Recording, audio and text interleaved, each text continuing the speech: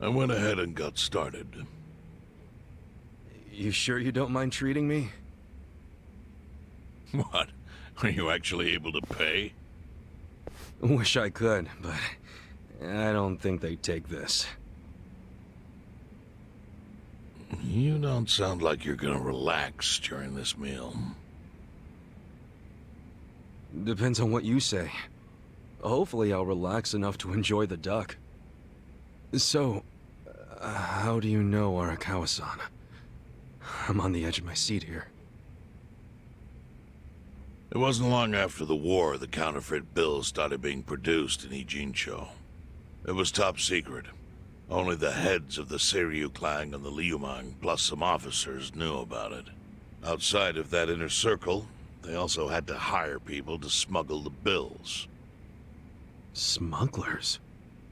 And one of them was a traveling actor. His name was Toshio Arakawa. He was Masumi Arakawa's father. What?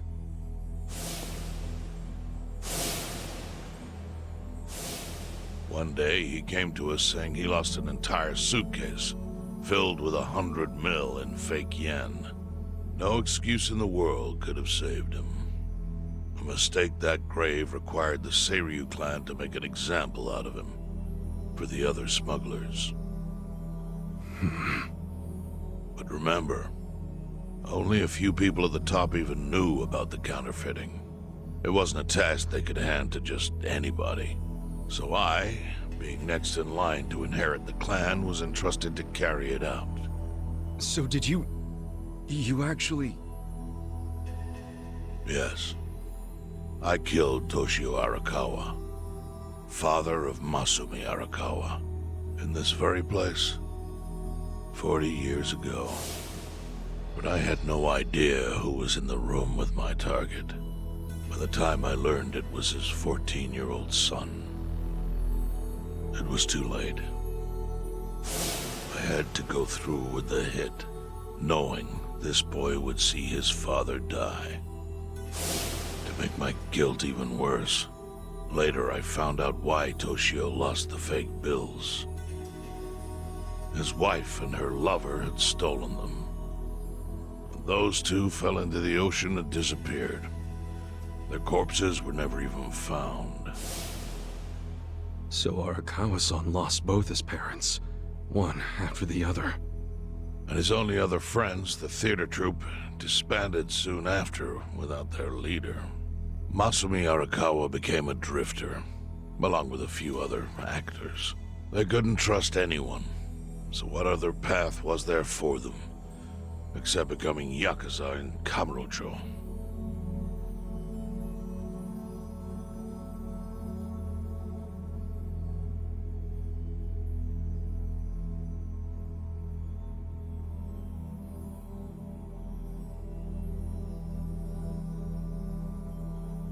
Arakawa joined a low-ranking family in the Tojo clan called the Hikawa family.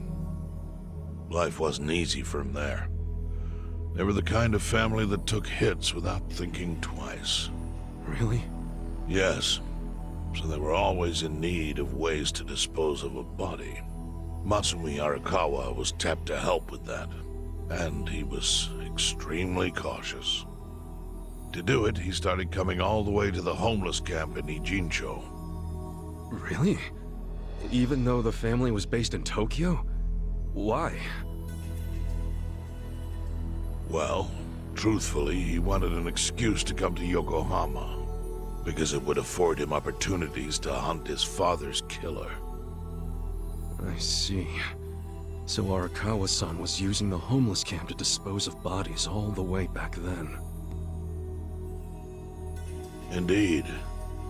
As for his hunt, he researched Yakuza and criminals every time he was here.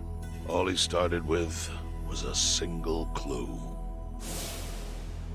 His own childhood memory of the suspicious waiter he saw here that night. Eventually, 7 years after the murder, I received an invitation to come here. He signed his invitation Masumi Arakawa. It was a bold declaration, and I knew immediately the running would be futile. So I came here, alone. I didn't even bring a bodyguard. Why the hell not? Well, to put it simply, I was prepared to die. But, I mean... In this line of work, there are no good ways to die. And I can think of worse ways to go that would not give that boy the justice he'd earned. The memory of what I'd done to him never left me, you know. It was always like a small bone stuck in my throat.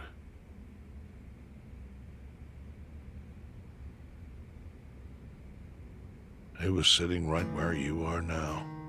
Here? Yes. He didn't look a day over 20. But his eyes had that hard, flinty gaze of an old killer. I couldn't help myself. I told him everything. I told him why I killed Toshio Arakawa. I even told him about the secret counterfeiting. I figured I was dead anyway. He had a gun in his hand, and all he had to do was pull the trigger. But he never once interrupted me. When I'd finished, he slowly stood up. I stopped him as he turned to leave.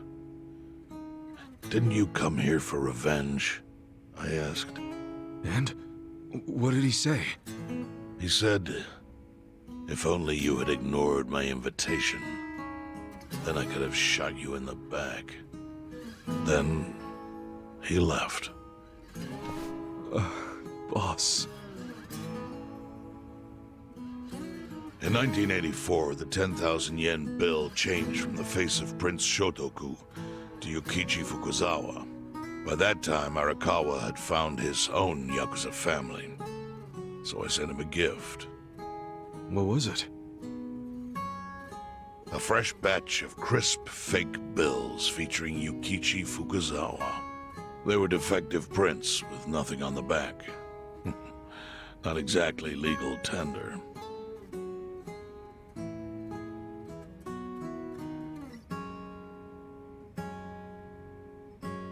Then how was that a gift?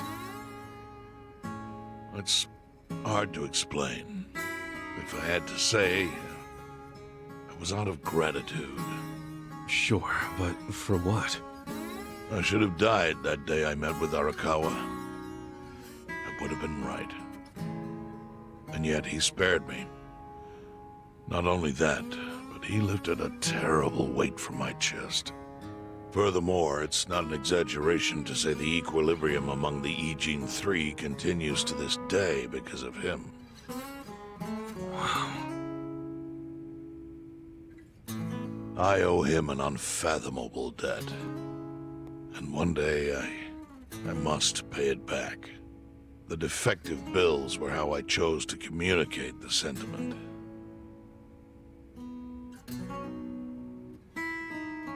The counterfeiting secret is Ijincho's weakness. And it was only thanks to Arakawa that the E-Gene 3 could continue to secretly wield that power. But of course, that means if he ever feels like it was a mistake to let me live, he can use the fake bills to unravel everything I've built. The gift wasn't the bills themselves. They were leverage. I actually wrote something on the back to that effect. Neither justice nor mercy should tip the scale. It means that those in power must reward and punish where necessary. I felt it was an appropriate message. I suppose the writing has faded at this point. Whoa.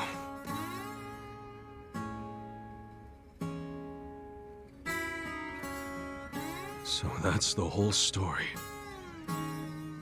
Up till this moment. But now I'm sitting across from a man holding one of those fake pills.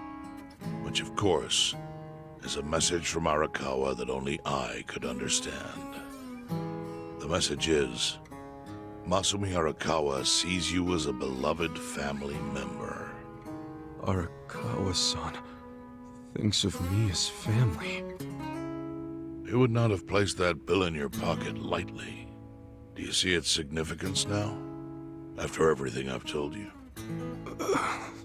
There is almost no doubt in my mind that Arakawa did not want you killed.